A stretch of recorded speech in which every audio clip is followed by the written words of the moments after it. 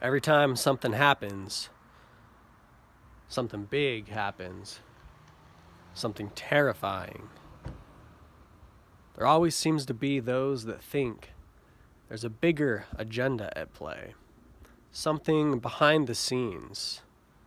You know, we're all on the yellow brick road, but who's the one behind the curtain, pulling the strings? And while sometimes emotionally, I think that it's fun to go down those avenues, most of the time, logically, I really do think that sometimes people just break under the pressures of life and they just kind of go AWOL in regards to conforming to normal societal actions. However, that being said, I do think that in a lot of ways, conspiracy theorists and the theories at play point to the underlying cause as to why an individual might have actually acted the way they did. For example, let's look at the latest shooting in Las Vegas. So, one of the most prominent theories that have arisen, or has arisen, in the last little bit, has been some multi-million-dollar corporations are, secretly trying to mass market their safety devices to other corporations and companies worldwide. And they needed to stage an event which would overall frighten the people and the public into supporting their movement, ultimately making them millions of dollars. Now, we may not be able to directly link a connection between the heads of these companies, these corporations, and the individual who went and committed manslaughter. But, that's also assuming that it was an individual, and we're not falling down other rabbit holes saying that the whole event itself was staged. Let's first off assume, or let's say that it was an individual in this case. So, how could there actually be a link between these companies and their overall agenda and this individual, even if there was no hidden meetings or anything like that? Well, I would like to compare it to, in a lot of ways, the saying that you hear often, right?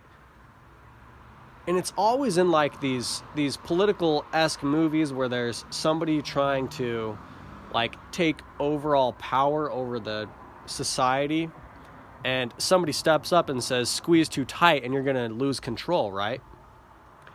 And everybody's going to kind of rebel against you. And in overall, the moral is seek too much control and you're going to lose it.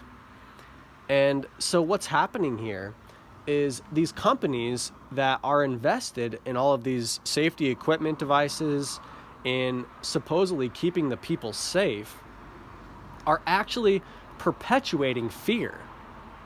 They utilize fear to forward their position. And they, go around the world waving stats around and promoting fear within the minds of all the people. And so you have this bubble over here, which is expanding, and it interacts with the rest of humanity. And in some cases, it interacts and causes a negative reaction and causes people to kind of go rogue. And so what we have here is an indirect link between a lot of these people that are purporting safety measures and a lot of these actions. So even though they're not having meetings where they're setting people up with multi-million-dollar deals and whatnot to go and commit atrocities, they don't need to do that, because literally they're almost, in a sense, fear-mongering, which is psychologically influencing people to literally snap under the pressure and weight of the world. And they utilize the media to get their messages out, and they do nothing but promote all of these events globally, which happen when there's 7 billion people on the planet. You don't think that the media could report on other things? So why is it that you think that you only hear about the things that you do? It's because there's massive amounts of money flooded into the market regarding all of these safety measures. And you know that somebody like really doesn't have safety in mind when they're going around spouting safety this, safety that, safety this, safety that. You almost lose an amount of safety by literally being so safe. You're going to choke yourself off and die. And that's where, paranoia sets in. And in a lot of cases, these companies going around citing all these stats and promoting all this awareness about terrorism are terrorists. It reminds me back in the days when I was a child kind of growing up, and every time I turn on the news, I saw head figures of the state, terrorism, terrorism, terrorism, terrorism. I honestly don't think that they were helping fight terror. I think that they were promoting it. I don't think that what they were doing was the best psychological move, and it's not something that if I myself were a moral and ethical leader of society would be getting on the news and reporting on. I'm not saying that you should not report upon atrocities worldwide, but why let them dominate your voice when your voice is the one which can reach the most people? And in a way, you yourself become the terrorist. So be wary of people that you see literally going off and spouting off things about safety all the time. Be wary about people that you hear going off and spouting off about terrorism all the time. Be wary about people that you hear going off and spouting off about, the green movement all the time. Where are they themselves invested? Do they have things to gain? And ultimately, even though the people that commit these atrocities may not have a direct link and connection and paper trail to these individuals, these heads of these corporations, there may be indirect links. And I stand to move that these people should, in a sense, be held accountable for the actions of these individuals committing atrocities. Even though there is no hard evidence, there is psychological evidence through the movement and fluid motion of the world, and the vibration and energies which people give off ultimately influence and impact individuals and societies at large, causing events like the one that just happened to occur. So, given that, we can draw then lines indirectly, and in a lot of ways, conspiracy theories themselves can hold true, where ulterior motives are actually, in movement, and there doesn't need to be secret meetings. All that needs to be done is literally somebody with a giant megaphone and the ability for them to enforce the forceful interaction with people, saying you have to hear about this, or you need to hear about this, otherwise we're going to, kind of bombard you with it, almost like an explosion of noise and sound and information. And in doing so, they don't need to have secret meetings with anybody. They can literally be on the public airwaves and go around spewing off all of this hate and malice. And, they can do it secretly. They can act passive aggressively in a way in which they empathize or sympathize with the ones which are being affected, but in actually doing so, they themselves are supporting that which they are supposedly fighting against. And that's how you can draw indirect lines between those which are pointed to by theorists and those which themselves supposedly committed the events. Anyways, everybody, have a wonderful day. Go outside and just go on a walk. I think it's so weird nowadays that it's like people think it's weird if it's like somebody just out on a walk. Like, it's not weird to just go out and just enjoy and just go on a walk and, just be a part of the environment. It's almost like we're addicted. We're addicted to this negative energy, which in a sense fuels us because it gives us almost something to fight against. And if we have something to fight against, then it's what gets us out of the bed in the morning.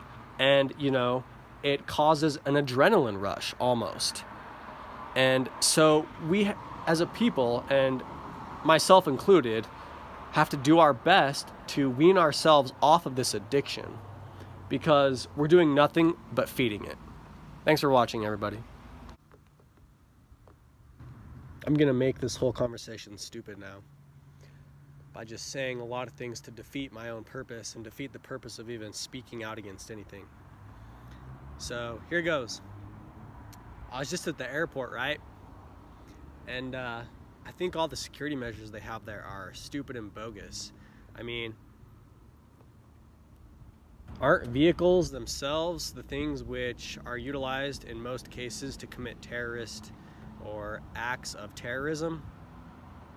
So, I'm going to propose a plan in which the government institutes workers to literally sit at the edge of every driveway in the United States to search and to scan every individual going in and out of a home.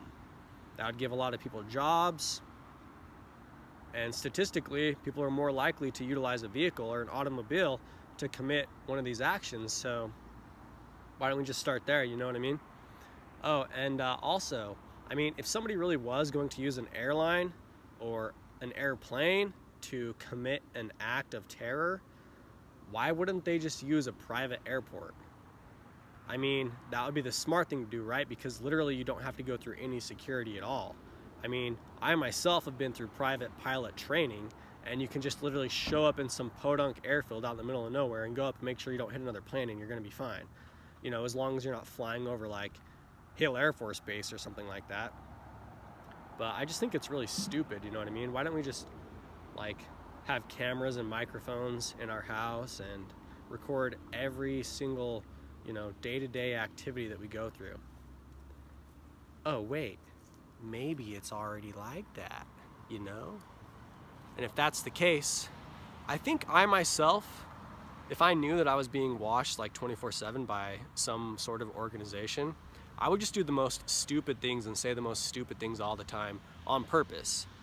But then the problem with doing that, acting stupid on purpose and acting crazy just to literally piss people off, in most cases people treat you that way and you get treated that way, and you can end up in a lot of trouble that way, because then ultimately, in a way, you are still rebelling against society, which is not seen in kind by society, ironically enough. So yeah, I mean, I wish I could just walk around naked. I mean, people are so concerned about security, you know what I mean? It's okay, if that's the case, just let me walk around naked. Then you can totally see everything all the time, and you won't have to worry about me carrying anything, you know what I mean? But it's people are more worried. It's there's this scale, you know what I mean? It's exposure and feeling of safety, you know what I mean? And it's they don't want to see either, or they don't want to have either, you know what I mean? But ultimately, I think people are dangerous enough, without having weapons. I mean, look at somebody who is trained in fighting. They don't necessarily need a knife to do damage to a lot of people.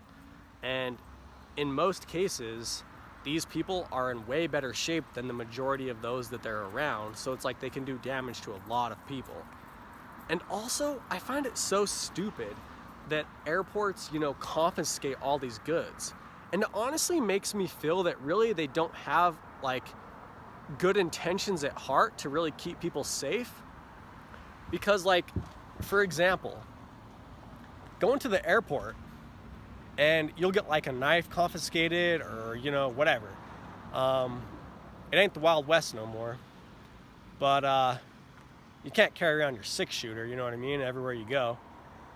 Supposedly constitutionally you can, but realistically you can't. But anyways, going to an airport, and as soon as you get past security, I could all of a sudden go into all these shops and buy a ton of things which I could literally use to make something much worse than what they confiscate at the gate or at the TSA terminals, right?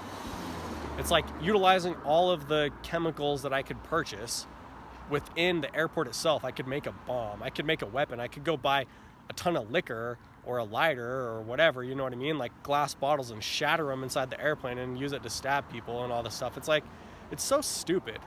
It's literally they just need to lay back a little bit and chill out and see that all of this like safety precautions they're taking is actually causing more harm than good that it's actually doing. Allow people to just, you know, go about their business and do their stuff and carry what they want.